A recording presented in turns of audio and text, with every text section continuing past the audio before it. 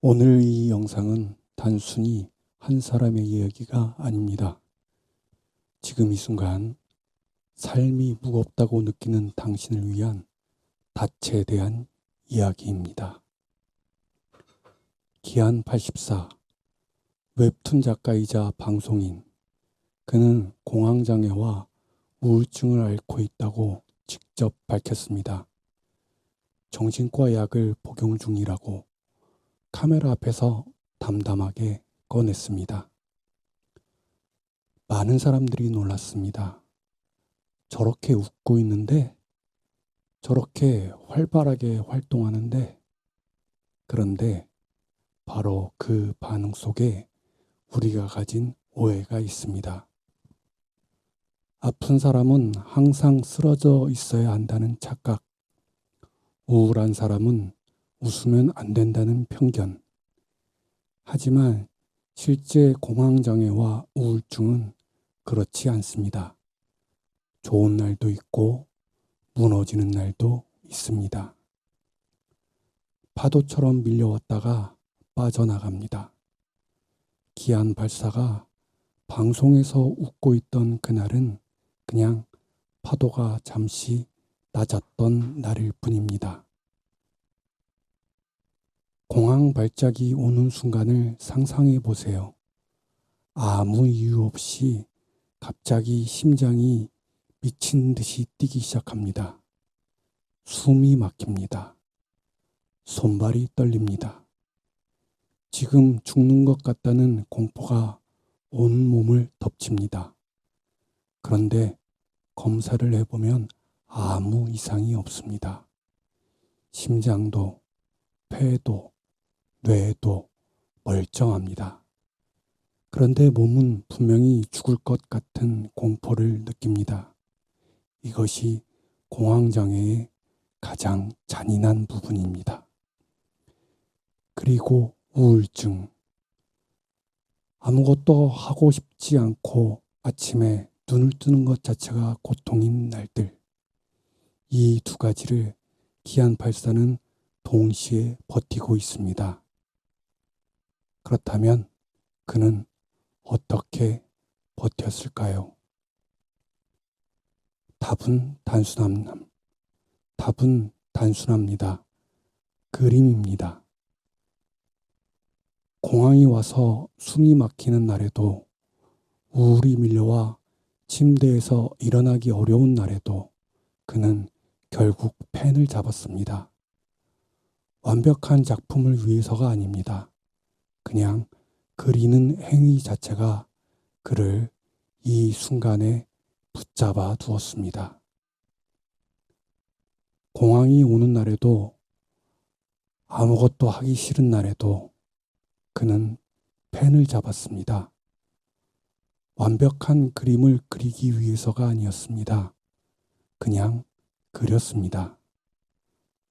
선을 긋고, 지우고, 다시 긋고, 그 단순한 반복이 그를 지금 이 순간에 붙잡아 두었습니다.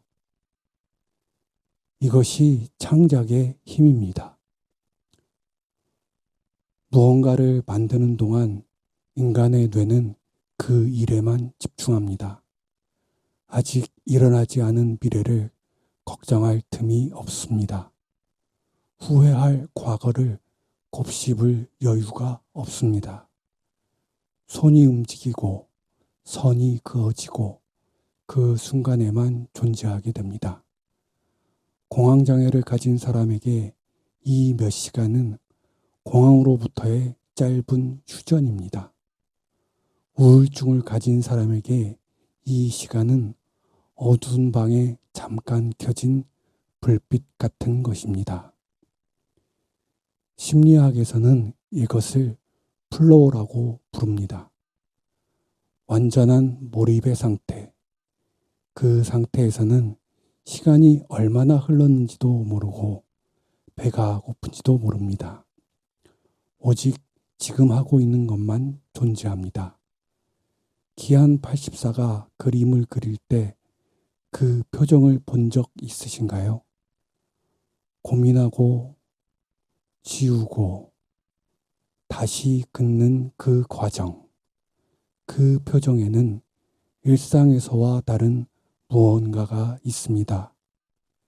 집중 속의 평온, 공황과 우울이 잠시 물러난 순간의 얼굴.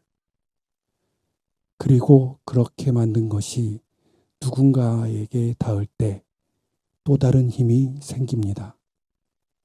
기안84의 웹툰을 읽고 위로받은 사람이 있습니다.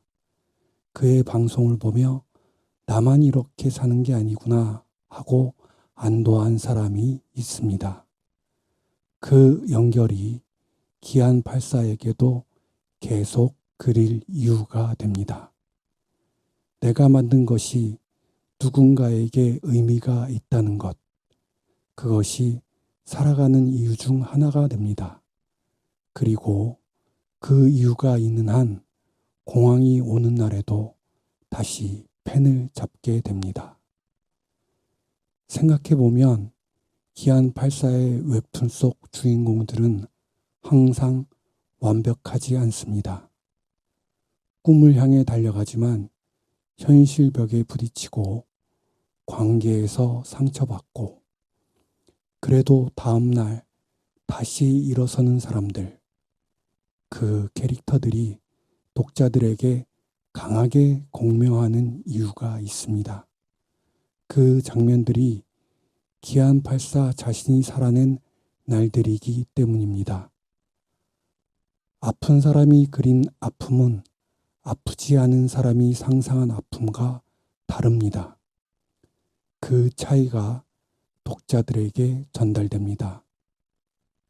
이 작가는 이 감정을 정말 알고 있구나.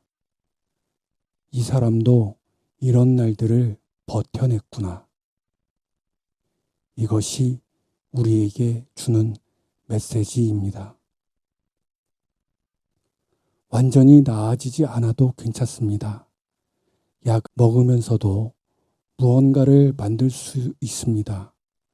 공황이 오는 날에도 작은 것 하나를 할 수 있습니다. 기안84는 공황장애와 우울증을 완전히 극복했다고 말하지 않습니다. 여전히 치료 중이라고 말합니다. 하지만 그 상태에서도 세상과 연결되어 있습니다. 그 모습 자체가 메시지입니다. 그리고 한 가지 더, 기안84가 자신의 병을 공개했을 때 수많은 사람들이 댓글에 이런 말을 남겼습니다. 저도 비슷한데 말 못하고 있었어요. 저도 정신과에 가야 하는 거 알면서 용기가 안 났어요. 그 고백들이 기안84의 고백만큼이나 용감한 것이었습니다. 아프다는 것을 인정하는 것, 도움이 필요하다고 말하는 것, 그게 이 시대에 얼마나 어려운 일인지 그 댓글들이 보여주고 있었습니다. 지금 이 영상을 보고 있는 분 중에 비슷한 고통을 겪고 있는 분이 계시다면 한 가지만 기억해 주세요. 자신만의 닻을 찾으세요. 그림이 아니어도 됩니다. 글이어도 되고 음악이어도 되고 산책이어도 됩니다. 아무것도 하기 싫은 날에도 그 하나를 붙잡을 수 있다면 파도가 높아도 떠내려가지 않습니다. 기안84는 오늘도 어딘가에서 펜을 잡고 있을 겁니다. 공황이 오는 날에도, 우울이 밀려오는 날에도 완벽한 그림을 그리기 위해서가 아니라 그냥 그리기 위해서, 그 행위 자체가 그의 선언입니다. 나는 아직 여기 있다. 나는 아직 포기하지 않았다. 치료를 받는 것은 포기가 아닙니다. 약을 먹는 것은 약함이 아닙니다. 아직 버티고 있다는 것은 아직 싸우고 있다는 것입니다. 기안84처럼 오늘도 완벽하지 않아도 괜찮습니다. 엉망인 채로도 괜찮습니다.